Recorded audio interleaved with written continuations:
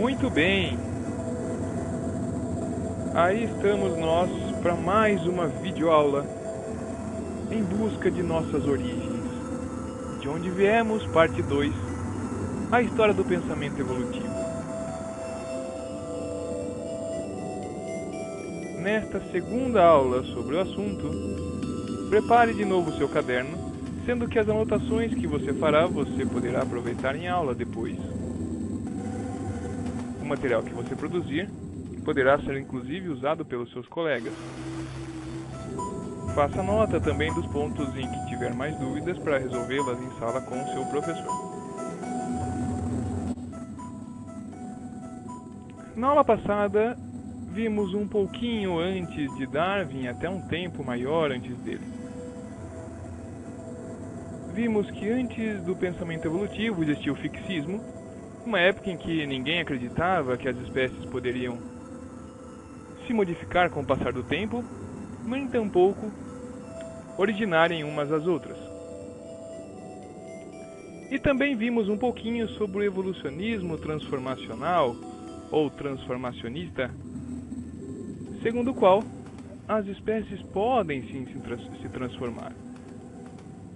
Só que numa tendência progressiva de complexidade e adaptação, como uma resposta às demandas do ambiente.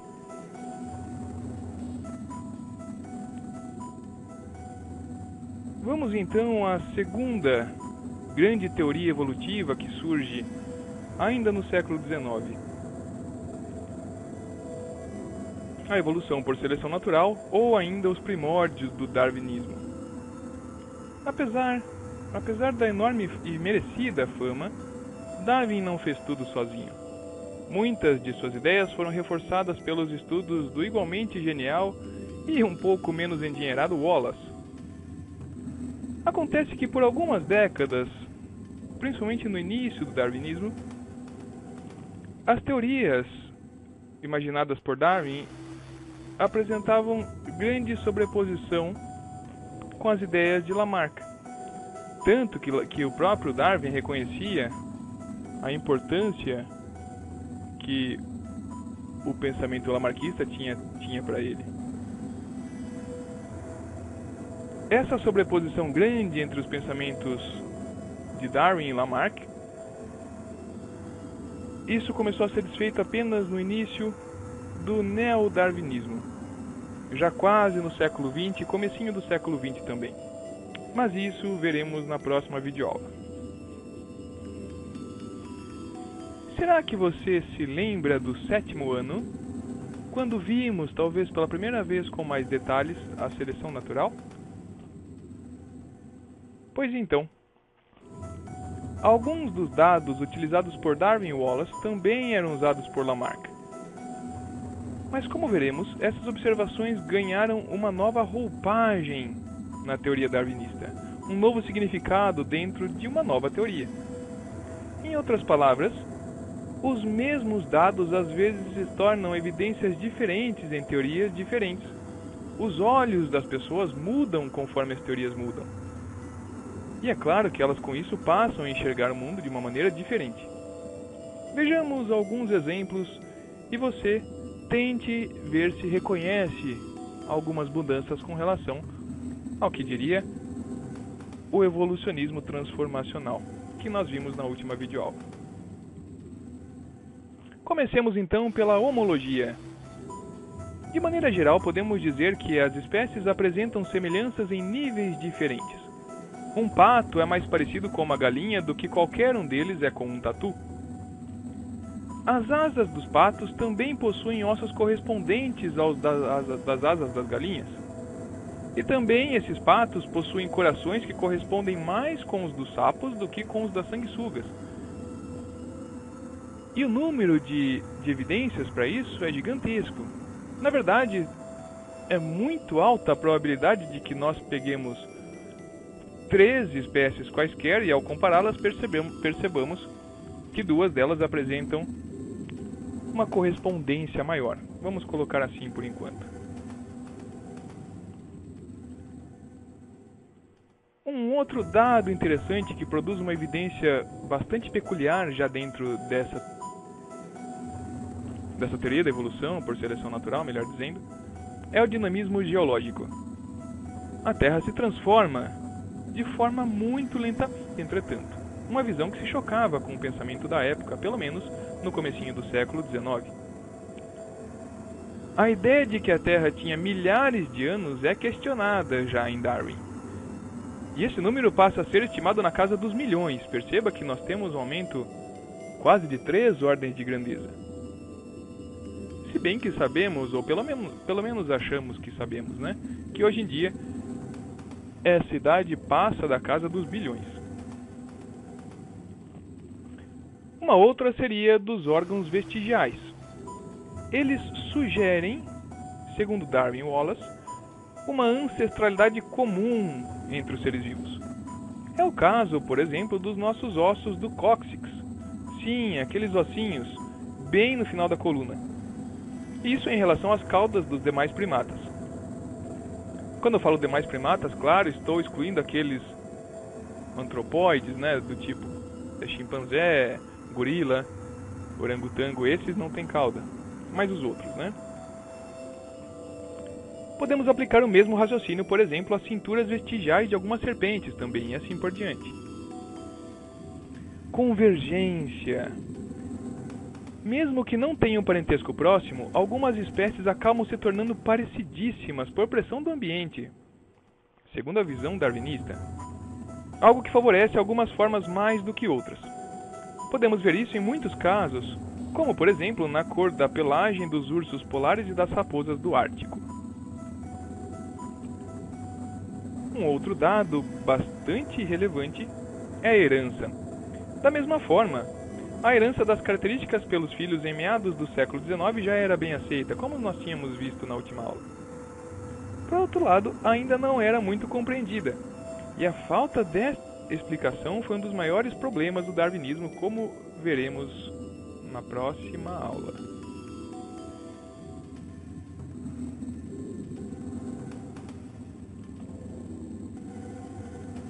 A competição por recursos era algo bastante marcante também, talvez uma das peças mais fundamentais no pensamento de Darwin.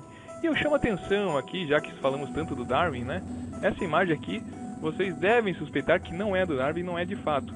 É uma homenagem que fazemos aqui ao Wallace, muitas vezes esquecido, mas imagino que tão genial quanto o Darwin, né? Existem até aqueles que se perguntam se ele talvez não tivesse tido uma importância até maior que o Darwin, tivesse ele um pouquinho mais de dinheiro e vínculos na academia. Mas voltando então à competição por recursos. Essa ideia foi inspirada pelo trabalho de Thomas Malthus. Vocês já devem ter ouvido falar desse importante filósofo, talvez nas aulas de geografia. Malthus dizia que as populações crescem de forma geométrica e os recursos de forma aritmética, de forma que, com o passar do tempo, não existe recurso para todo mundo naquela população. Isso causa uma competição acirrada entre os indivíduos. Darwin sentiu que a disputa era uma regra biológica, portanto, e que, com isso, os perdedores enfrentariam maiores dificuldades em sobreviver e se acasalar. Mais uma que Darwin e Wallace pensaram era em relação à diversidade intraespecífica, e notem como isso é bastante aceito hoje, talvez, mas há um século e meio não era tão compreendido assim. Isso se choca um pouco com aquela ideia de essencialismo que nós tínhamos visto. Ao contrário dos fixistas essencialistas, Darwin e Wallace não apostavam na existência de uma essência em cada espécie. Eles, sim, imaginavam que a variabilidade entre os filhotes era muito comum e que, com isso, os mais adaptados viveriam mais e teriam maior sucesso reprodutivo. Darwin também não conseguia explicar o que causava a variação, o que fragilizou, é verdade, sua teoria por cerca de 50 anos. Algo que chamou muita atenção de Darwin também, e isso especialmente enquanto ele visitava a América do Sul, na região da Argentina, em que ele encontrou alguns fósseis bastante interessantes, esse em especial é um fóssil de um trilobita, um animal que já não existe mais na Terra há bastante tempo. Esses fósseis chamaram bastante a atenção de Darwin, especialmente porque eles possuíam características parecidas com os organismos que hoje habitam em regiões parecidas possuem também, o que também nos remete um pouquinho à ideia de homologia. Mas talvez um dos mais convincentes argumentos do Darwin se baseava nessa evidência, a evidência da seleção artificial. Afinal de contas, há muito tempo o homem já trabalhava com criação de animais e de plantas, cultivos, selecionando cada vez mais os indivíduos que fossem considerados os mais apropriados para a tarefa designada.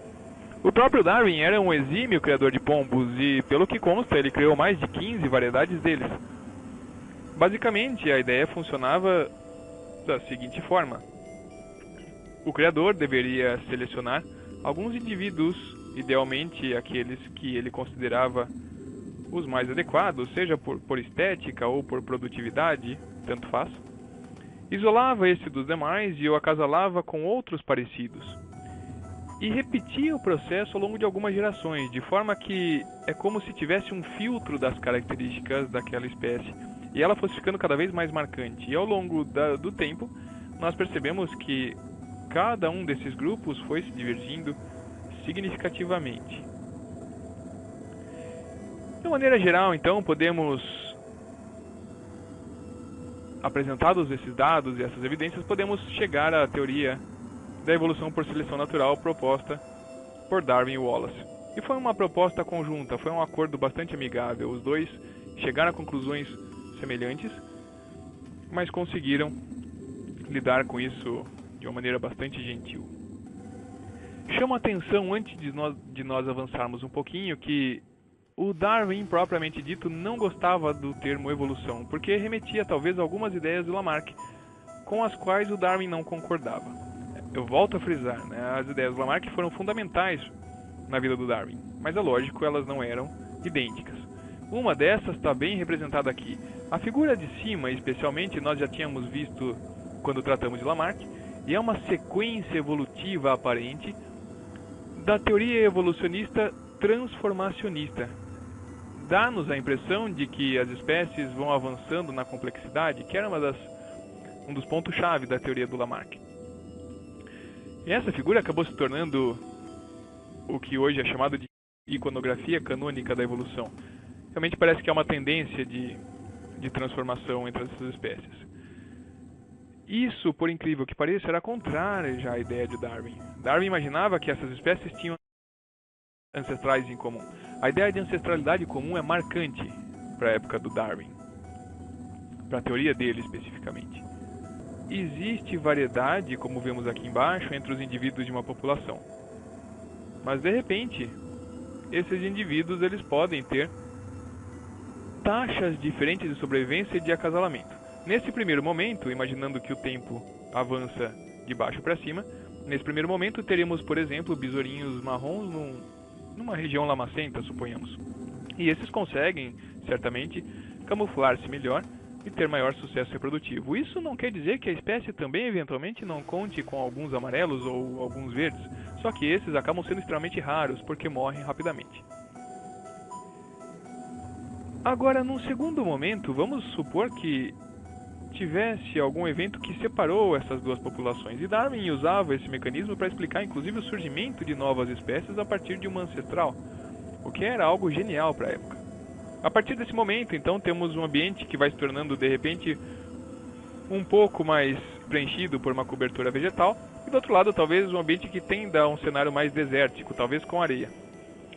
De uma forma bastante simples, imaginando que, nessa condição, aqueles indivíduos verdinhos tenham uma maior chance de sobrevivência e, consequentemente, reproduzam-se mais, transmitindo as suas características positivas aos filhotes.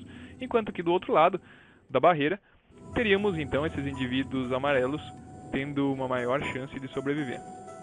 E conforme o tempo vai passando, essas duas populações vão se tornando cada vez mais divergentes, cada vez mais diferentes.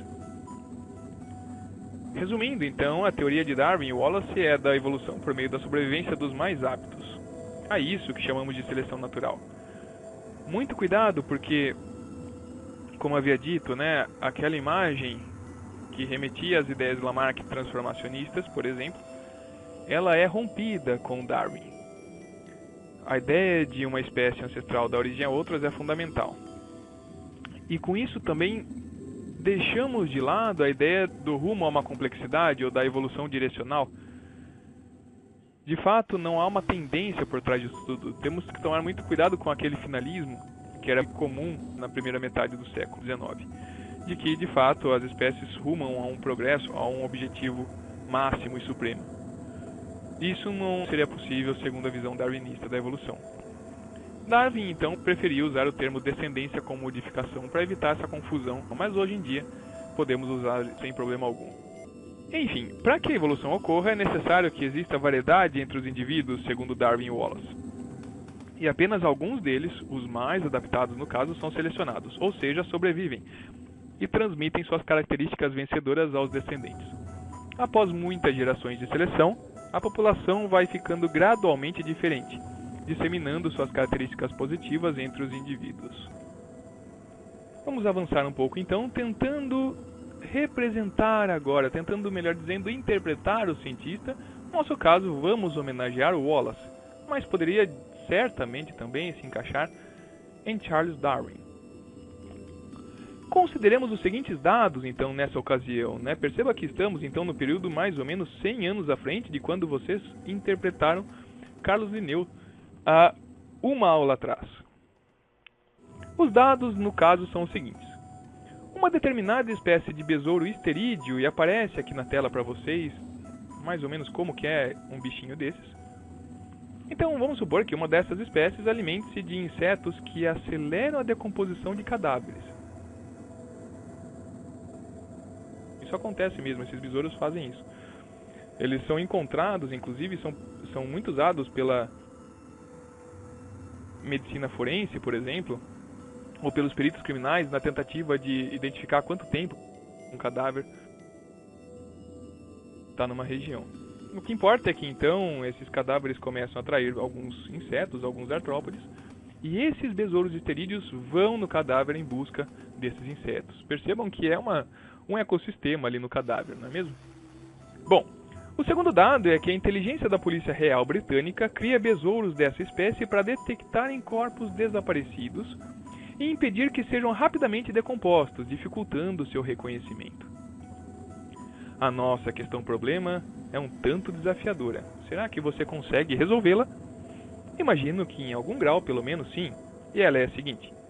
De qual forma a inteligência da polícia poderia obter besouros que detectem corpos humanos mortos há mais de uma semana? Justifique essa resposta.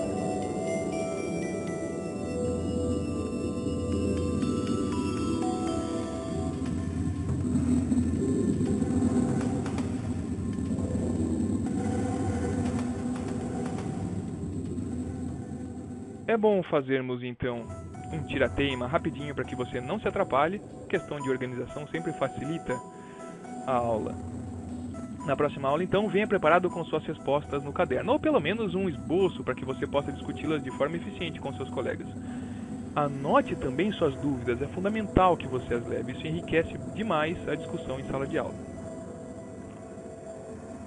E, consequentemente, sua aprendizagem é bom ressaltar, né? Busque o professor para que ele lhe traga elementos que o ajudem a avaliar melhor cada uma dessas teorias todas que nós vimos. Nesse momento é bom fazermos uma pequena recordação.